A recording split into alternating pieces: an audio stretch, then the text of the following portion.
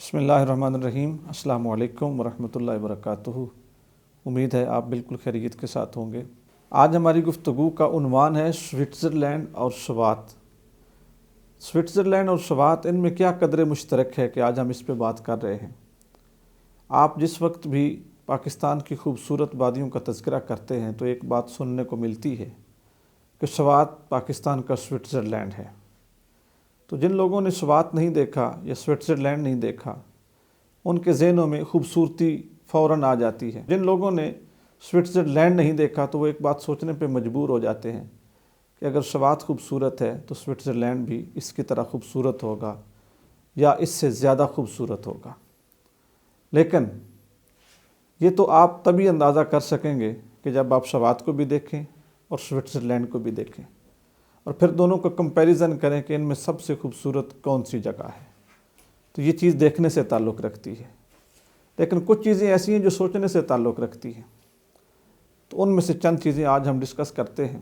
Switzerland کتنا خوبصورت ہے یہ تو آپ دیکھیں گے تو آپ بتائیں گے، لیکن ایک چیز بڑی واضح ہے کہ سوئٹزرلینڈ کا جو اتوار ہے، سنڈے ہے، وہ بڑا خاموش ہوتا ہے۔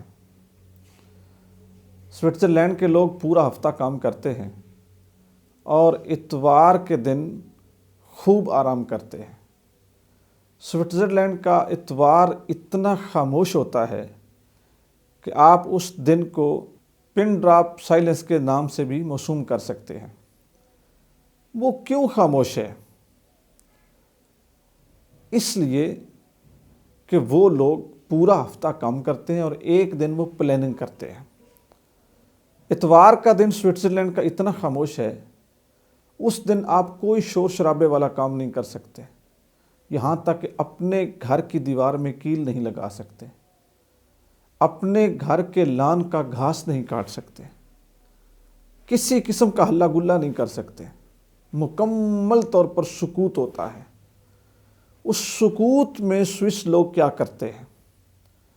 وہ نئے نئے قانون بناتے ہیں، نئے نئے آئیڈیے سوچتے ہیں، نئے نئے خیالات کو ترتیب دیتے ہیں، اپنے ہفتے کی جو ورکنگ ہے اس کا احتساب کرتے ہیں۔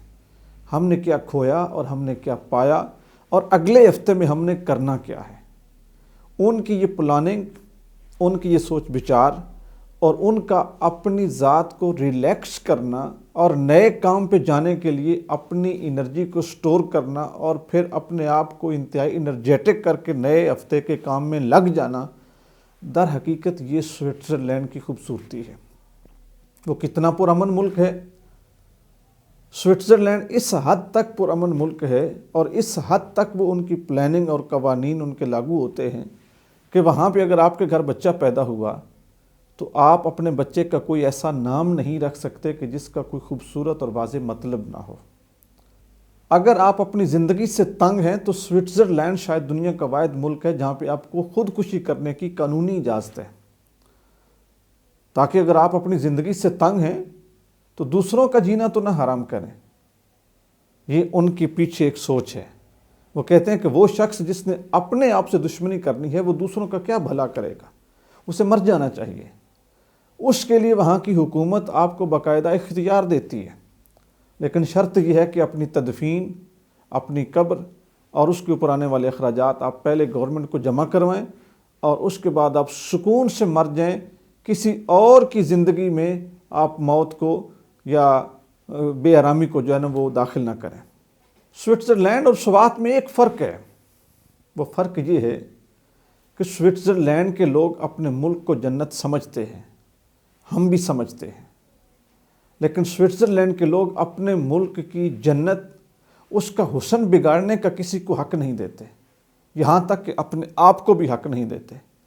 جبکہ ہمارے ہاں نسل، عقیدہ، مذہب، قوم، رنگ، ان ساری بنیادوں پر گلی گلی، کوچے کوچے بکھرے ہوئے کچرے کے ڈھیر ہمیں یہ سوچنے پر مجبور کرتے ہیں کہ اے اہل پاکستان، سوات پاکستان کا سوئٹزرلینڈ تو ہے، سوئٹزرلینڈ یورپ کا سوات کیوں نہیں؟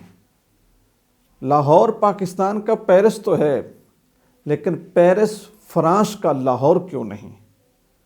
اپنے ملک سے پیار کریں، اس کی جنت نظیر وادیوں میں ظلم نہ کمائیں۔ مری کی صورتحال ہمارے سامنے ہے، خدا را اس ملک کو بیابان بننے سے بچائیں، اس کی حفاظت کریں، اس کی سڑکیں، اس کی وادیاں، اس کے جنگلات، اس کی سیاحت کے مقامات، جہاں جہاں پر بھی لوگوں کی آمد و رفت ہے ان جگہوں کو صاف رکھیں۔ صفائی ایمان کا حصہ ہے اور صفائی اسلام کا شعار ہے۔ اپنے آپ کو صاف رکھیں، اپنے ملک کو صاف رکھیں، تاکہ دنیا یہ کہنے پر مجبور ہو جائے کہ سوئٹزرلینڈ یورپ کا سوات ہے۔ نہیں تو آپ ساری زندگی یہی کہتے رہیں گے کہ سوات پاکستان کا سوئٹزرلینڈ ہے۔ وہ شاعر نے کہا تھا نا کہ مانگتے پھرتے ہیں اوروں سے مٹی کے چراغ، اپنے خورشید پہ پھیلا دیے سائے ہم نے۔